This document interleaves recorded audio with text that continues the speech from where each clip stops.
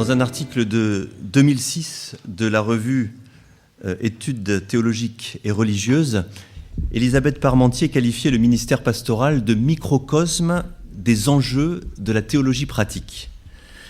Il me semble que la proposition peut être reprise pour la réflexion qui suit sur les redéfinitions et les débats récents autour du ministère pastoral. Même si ces débats ou certains aspects de ces débats peuvent être vifs parfois et peuvent être polémiques, ils ont l'intérêt de mettre en lumière des questions théologiques qui dépassent le ministère pastoral en lui-même. Nous allons aborder 3 domaines d'évolution ou de débat. Premièrement, les modèles, et en particulier le débat entre pasteurs théologiens et pasteurs leaders. Deuxièmement, la formation des pasteurs. Et troisièmement, le ministère pastoral féminin. Dans les 3 cas, il est très intéressant d'étudier ces évolutions, qu'on les approuve ou qu'on les regrette, car elles sont significatives des changements et des débats que connaît le protestantisme évangélique dans son ensemble. La faculté forme depuis 50 ans des pasteurs en vue d'un service qui met au premier plan la parole, c'est-à-dire un service de formation, de prédication, d'enseignement, d'accompagnement des personnes, ce qu'on pourrait résumer en parlant d'un ministère de la parole dans sa dimension publique et privée. Sans être universel, ce type de ministère correspond à la façon dont les textes de référence de la plupart des unions d'églises évangéliques qui envoient des étudiants à la faculté, et même au-delà, définissent le ministère pastoral. Mais cette conception du ministère, qui est héritée de la Réforme, entre aujourd'hui en concurrence avec d'autres modèles qui semblent bien prendre le dessus, des modèles valorisant d'autres mots que la parole ou l'enseignement, des mots comme leadership, vision ou management. En réalité, il s'agit dans beaucoup de cas d'une inflexion du modèle initial plutôt que d'un remplacement, mais pour faciliter la réflexion, je vais commencer par opposer les 2 modèles en présence. Le contexte de cette évolution est le suivant. Tout d'abord, la croissance du mouvement évangélique, y compris francophone, au cours de la deuxième moitié du XXe siècle, a suscité de nouvelles questions d'organisation et de fonctionnement. On l'entend couramment dans les églises locales, la communauté s'est développée. On a l'impression que les structures sont restées en deçà de cette évolution, de ce qui serait nécessaire. Et la question se pose, comment alors évoluer d'un modèle familial, souple et spontané, direct, celui d'un petit groupe et de son berger, si vous voulez, vers une situation de plus grande église. Quel modèle adopter lorsqu'on quitte ce modèle familial ? Le modèle qui se présente comme une évidence dans la culture d'aujourd'hui, c'est celui de l'entreprise ou d'organisation équivalente. Et cette réflexion sur les structures ecclésiales a des conséquences sur la fonction pastorale. Deuxième facteur d'évolution, la réflexion sur la croissance de l'Église et l'influence des grandes figures pastorales d'aujourd'hui, ou en tout cas de ces dernières décennies. En 1976, Peter Wagner, qui a été longuement cité ces derniers jours, aujourd'hui et hier, qui était alors dans la ligne du mouvement de croissance de l'Église de McGavran, donc c'est Peter Wagner version 1.0, écrivait ceci, « Pastor, don't be afraid of power ». Pasteur, n'ayez pas peur de l'autorité, pour le dire modérément. L'édition révisée de 1984 du livre concerné annonçait en couverture 100 000 exemplaires vendus, donc pour la seule édition originale. Cette autorité que Wagner revendiquait pour les pasteurs peut être ainsi résumée, un pasteur créatif dont le leadership dynamique est utilisé pour servir de catalyseur à l'action de l'ensemble de l'Église en vue de la croissance. Alors, possibility thinking, c'est une expression qui était à la mode à l'époque où Wagner écrit. Elle décrit la créativité, l'approche positive de la vie qui voit dans les problèmes plutôt des défis à relever et des occasions de faire de grandes choses. Se sont levés parallèlement ou ensuite de grandes figures évangéliques qui ne sont plus des évangélistes ou des fondateurs d'œuvres, mais des pasteurs dotés d'un fort leadership naturel et fonctionnel. On peut citer pour le début de la période, Bill Hybels de Willow Creek, qui défend un leadership courageux, c'est le titre d'un de ses livres, mais aussi il a été mentionné Rick Warren de Saddleback, Brian Houston de Hillsong et d'autres, y compris en francophonie. Depuis quelques décennies, les livres et les conférences sur le leadership, les sites internet parfois associés à ces figures, se multiplient. Le dernier en date, à ma connaissance, étant leaderchrétien.com, leader chrétien au pluriel, issu de topchrétien.com. Dans le monde charismatique, la montée en puissance parallèle des modèles apostoliques qui viennent d'être évoqués, bien que très différente, va dans le même sens. D'autres facteurs encore pourraient être mentionnés que nous ne développerons pas ici. La pragmatisation du mouvement évangélique, la tendance à la spécialisation, les théologiens font de la théologie, les pasteurs font de l'Église, s'occupent de l'Église, etc. Face à cette évolution, il apparaît à certains que la fonction théologique du pasteur, l'étude et l'annonce de la parole sous toutes ses formes, est contestée. Il est vrai qu'elle peut l'être dans la pratique, à défaut de l'être en théorie, puisque les questions d'organisation et de leadership entrent par la force des choses en concurrence temporelle avec l'étude de la parole dans l'emploi du temps pastoral. La question est donc légitime et il faut rendre compte du débat. Dans son livre de 2015, The Pastor as Public Theologian, le pasteur comme théologien public, le systématicien américain Kevin Van Hooser, qui a vécu en France, se révèle comme, à mon avis, le défenseur le plus convaincant du modèle du pasteur théologien. Van Hooser et son co-auteur s'opposent assez vivement à certaines tendances ecclésiales qui font des responsables chrétiens, des chefs d'entreprise, des managers ou des thérapeutes, disent-ils, au lieu de reconnaître en eux les pasteurs théologiens que Dieu donne à son Église. Voilà un extrait de la conclusion, et vous allez voir que le ton est assez affirmatif. L'Église est en train d'échanger son droit d'aînesse contre un plat de lentilles profane à l'endroit où l'on s'y serait le moins attendu, le pastorat. Les pasteurs ainsi que les églises dans lesquelles ils exercent leur ministère sont trop souvent prisonniers d'images de leadership, par exemple managers, thérapeutes, tirées de la culture d'aujourd'hui plutôt que de l'écriture. Les pasteurs sont des théologiens dont la vocation est de chercher à comprendre ce que Dieu fait en Christ pour le monde, puis de le dire et de le mettre en évidence et de conduire d'autres à faire de même. Le pasteur théologien est un généraliste d'un genre particulier. Il se spécialise dans la mission d'observer l'ensemble de la vie du point de vue de ce que Dieu a fait et fera en Christ. Et encore un ou deux points. Les pasteurs des temps passés de l'histoire de l'Église comprenaient tous leur vocation de façon théologique, et la plupart des meilleurs théologiens de l'histoire de l'Église étaient aussi des pasteurs. Les pasteurs théologiens se consacrent à l'étude et à l'interprétation de la parole de Dieu et à la communication de cette compréhension à d'autres. Les pasteurs théologiens cherchent à améliorer la culture biblique de leur communauté. Et enfin, le sermon est l'instrument essentiel de l'arsenal de grâce et de vérité du pasteur théologien. Van Hooser n'est pas le seul, et il y a beaucoup d'autres points. En fait, il termine son livre sous la forme de 50 thèses, ou je ne sais plus, ou 100 peut-être, donc ce sont seulement quelques-unes.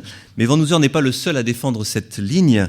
On la trouve également toujours dans le contexte nord-américain, entre autres dans le tout récent livre de Gerald Easton et Todd Wilson, qui sont liés au Center for Pastoral Theologians, au centre en faveur pour les pasteurs théologiens, également dans le petit livre de Carson et Piper, le pasteur comme scholar et le scholar comme pasteur, et puis en français, traduit en français de l'australien, dans le livre L'essentiel de l'Église, Apprendre de la vigne et de son treillis, de Colin Marshall et Tony Payne. Plus proche de nous, on peut citer Sylvain Romerovski, par exemple dans ses articles de Réseau Fait Info sur le ministère pastoral, et Henri Blocher dans son article Enseignant théologien du dictionnaire de théologie pratique. Tous, cependant, ne défendent pas exactement le même modèle. On se trouve donc face à une tension entre deux pôles, le pôle théologique et le pôle du leadership. La réalité d'un ministère pastoral donné d'aujourd'hui se situant souvent entre les deux. Si le mouvement semble aller fortement dans le sens du second pôle, La réalité est probablement plus nuancée. Dans une toute petite enquête publiée dans les cahiers de l'école pastorale en 1993, le classement des différents aspects du ministère pastoral conduisait finalement à un résultat relativement classique et à un accord à ce propos entre pasteurs, conseils et membres d'église, un accord qui mentionnait en priorité la prédication, la prière, les visites et les études bibliques. L'enquête de Lucie Bardiohuis, dans le cadre de son doctorat en théologie soutenu ici à la faculté, indiquait en 2010 que les pasteurs interrogés consacraient 11 heures par semaine en moyenne à la préparation de la prédication et de l'étude biblique. Et le chiffre correspond à celui d'une enquête américaine de Pulpit & Pew en 2001 auprès de 832 pasteurs et prêtres, montrant que la prédication leur prend en moyenne 10 heures par semaine. Ces chiffres nous situent sans aucun doute dans le modèle traditionnel. Terminons ce point par quelques remarques d'analyse et de conclusion provisoire. Tout d'abord, le débat sur les modèles pastoraux n'est pas nouveau. Divers modèles ont été proposés aux côtés du fameux berger, puis du manager ou du leader. On pourrait citer par exemple le bâtisseur, le prêtre, le serviteur, le prédicateur, le prophète, ou plus original, avec Henry Nouwen, le modèle du guérisseur blessé, etc. Mais quelle utilisation est faite de ces images ? Et quelle légitimité ont-elles, y compris, j'ose le dire, l'image du berger, qui est très présente dans la littérature classique sur le ministère, mais dont l'utilisation, au minimum, pourrait être discutée. L'image du berger, d'ailleurs, est susceptible d'une interprétation qui va dans les deux sens, le berger comme leader conducteur du troupeau et le berger comme celui qui nourrit son troupeau au quotidien. Deuxième point, l'opposition telle que je l'ai évoquée dès le début est la réponse, me semble-t-il, à une question mal posée. Plutôt que de se demander quel est le meilleur des deux modèles en présence, il faut se demander quelle est la spécificité du ministère pastoral. Or, la réponse à cette nouvelle question ne fait aucun doute. La spécificité du ministère pastoral ne peut qu'être rapprochée de l'Écriture, de la Bible. On peut difficilement dire que la spécificité du pasteur est d'être un organisateur, ou un visionnaire, ou un manager. C'est cette spécificité scripturaire ou théologique qui va permettre à la fois d'évaluer les autres propositions et modèles et éventuellement de les intégrer en leur donnant leur juste place. Et je parle là d'autres éléments comme la vision ou le leadership. Le modèle du leadership, ainsi, doit pouvoir être utilisé et réorienté sans être a priori rejeté. Des notions liées au leadership comme la vision, le travail en équipe, l'organisation, le projet, l'innovation sont importantes pour l'Église. Néanmoins, si être porteur de la vision stratégique d'une Église, comme on peut l'être d'une organisation d'un autre type, est probablement utile, c'est d'une vision théologique que le pasteur doit d'abord être porteur. Et j'utilise là la formule dans un sens moins précis que Keller, pour ceux qui ont lu son livre « Une Église centrée sur l'Évangile ». Le pasteur n'est pas d'abord un leader qui conduit l'Église dans de nouveaux projets, mais un leader, si on veut employer le mot, qui aide l'Église à discerner la volonté de Dieu et à y entrer. Et j'ajoute en passant, entre parenthèses, qu'il faudrait bien préciser que le pasteur n'est pas le leader, mais qu'il s'insère dans un leadership collectif, mais je sais que la question est débattue. Du coup, ce n'est plus strictement le modèle du ministre de la parole et le modèle du leader qui s'opposent, mais le modèle du pasteur qui gère au jour le jour les besoins du troupeau, et d'un côté, et d'un autre côté, le modèle du pasteur qui ne travaille et ne réfléchit pas seulement pour faire face aux nécessités immédiates du ministère, mais qui travaille et pense sur le long terme, étudiant la parole et la théologie, analysant le contexte de l'Église, participant à l'élaboration d'une réflexion stratégique à moyen ou long terme et formant la communauté pour qu'elle soit en mesure d'accomplir sa mission.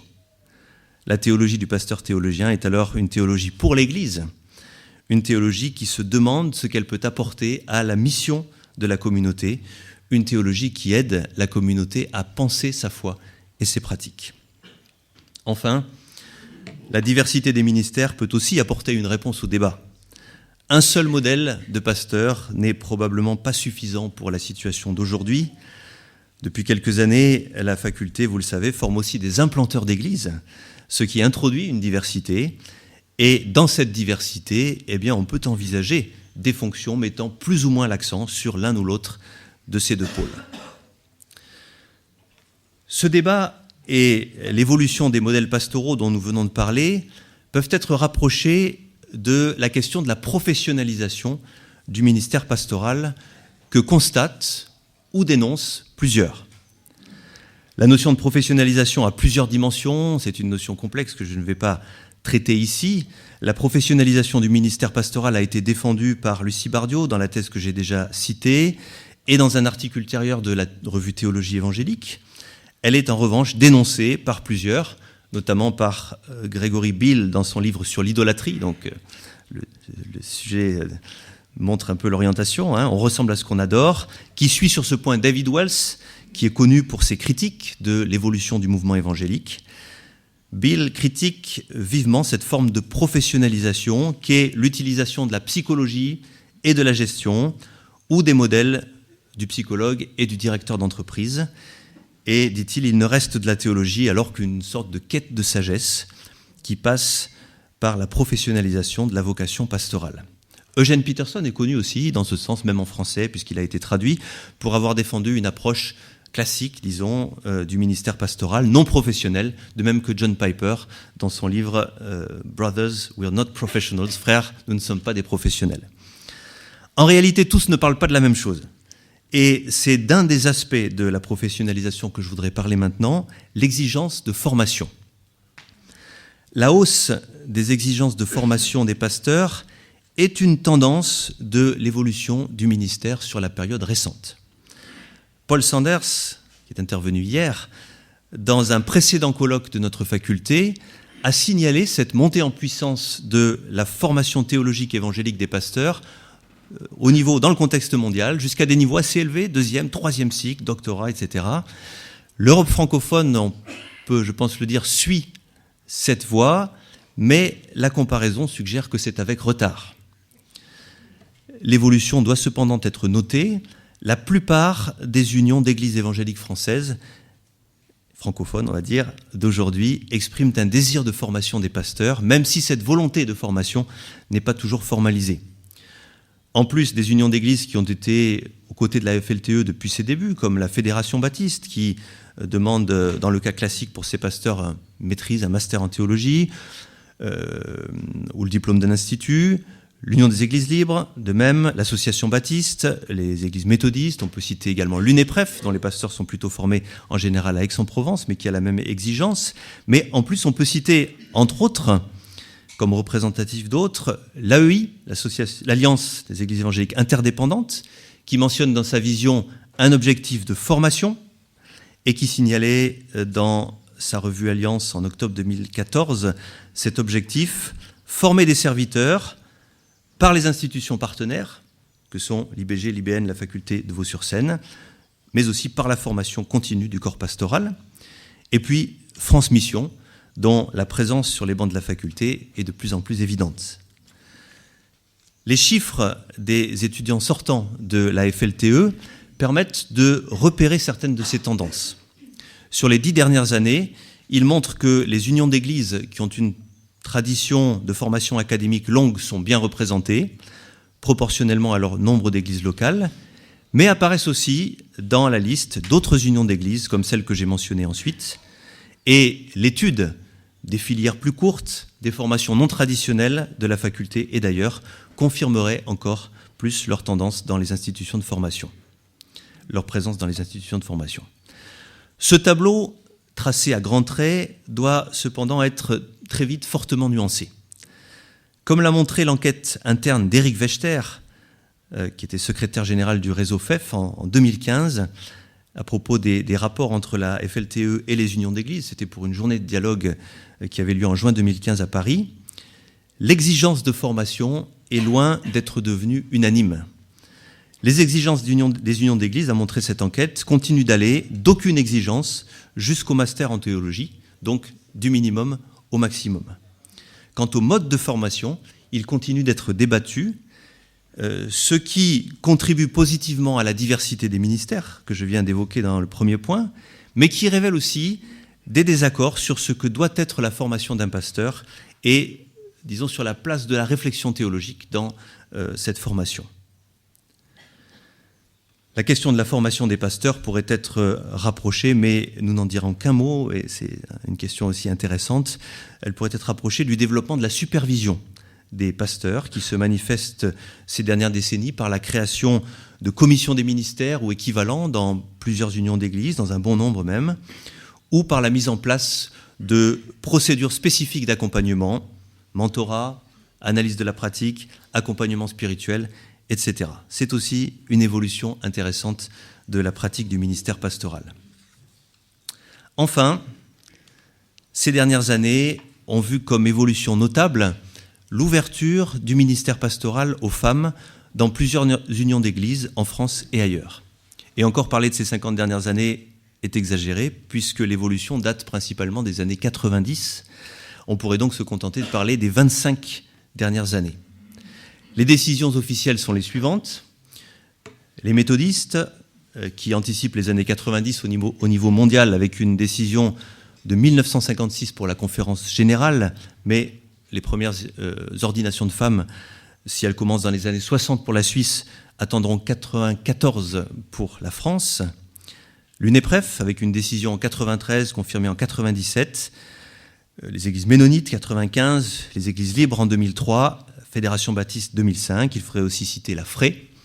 Il faudrait aussi citer Vision France, qui admet la possibilité pour les femmes d'exercer tous les ministères, tout en suggérant, si je comprends bien les textes, que le ministère pastoral féminin ne correspond pas au cas ordinaire, disons.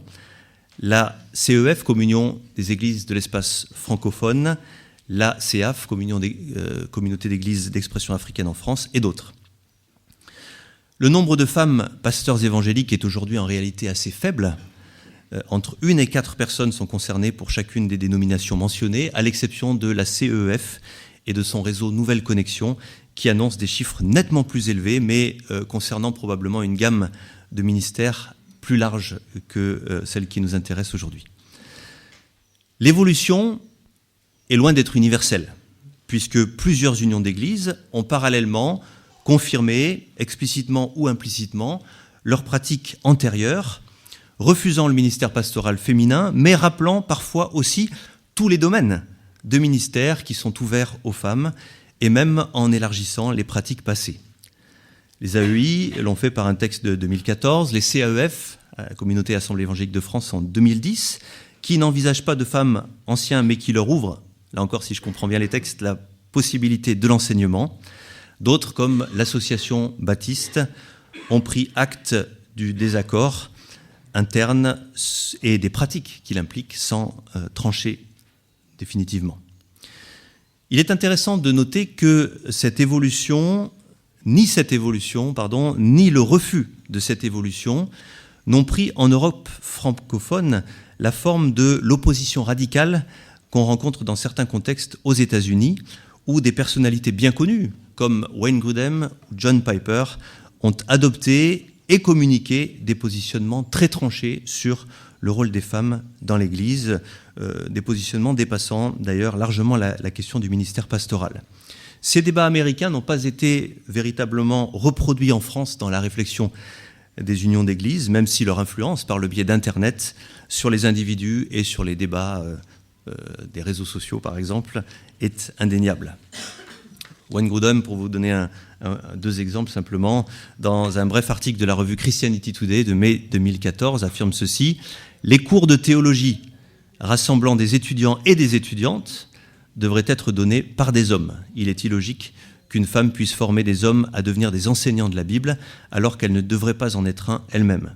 Si les femmes ne doivent pas être pasteurs ou anciens dans les églises, alors elles ne doivent pas non plus avoir ce rôle dans d'autres contextes. » Quant à John Piper, à propos des rapports d'autorité homme-femme, il affirme ceci: « Dans la mesure où l'influence d'une femme sur un homme, son leadership sur un homme est personnel et directif, elle offensera généralement le sens positif des responsabilités et du leadership que Dieu a donné à l'homme. Elle contrevient donc ainsi à l'ordre créationnel divin. il me paraît difficile, il prend un exemple, de voir comment une femme pourrait être un sergent instructeur ayant autorité sur des hommes sans violer leur conscience masculine et sa conscience féminine. Je ne sais pas s'il y a un rapport entre les sergents instructeurs de l'armée américaine et les pasteurs, mais ce que je veux dire, c'est que, simplement vous montrer par ces extraits, mais qui sont représentatifs, que Piper pousse ici le raisonnement qu'il tient sur le ministère pastoral jusqu'au bout de sa logique, l'étendant au rapport homme-femme dans toute la société et concluant qu'une femme ne peut avoir d'autorité directe sur un homme dans quelque activité que ce soit. On ne verrait jamais ce genre de raisonnement en France, pour autant que je sache. Il est possible que certaines spécificités culturelles et théologiques européennes et françaises aient fixé au débat certaines limites, et je fais cette hypothèse que les prises de position ouvertes quant au rôle des femmes dans l'Église, chacun à sa manière, et parfois de manière discrète, non revendicative, de ces ténors évangéliques que sont Henri Blocher ou John Stott, ou de l'ancien directeur de l'Institut biblique belge George Winston, ou les propositions de compromis de la FLTE dès 1978, ou l'ouverture relative d'un Alfred Kuhn qui proposait de réviser le questionnement à la lumière de l'ecclésiologie qu'il représente, une ecclésiologie marquée par la collégialité de gouvernement et par une prédication moins solennelle, moins formelle, mais aussi le fameux précédent du long ministère pastoral de Madeleine Blocher, Science à l'église baptiste du Tabernacle à Paris.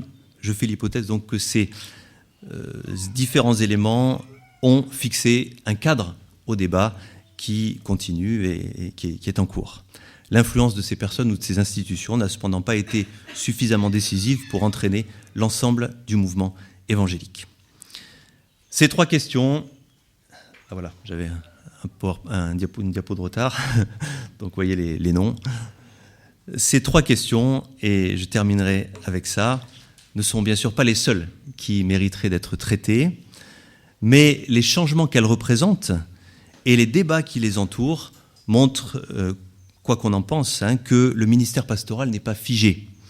Il se pratique dans des contextes spécifiques et les principes théologiques qui le fondent et le définissent doivent trouver une traduction appropriée dans ces contextes.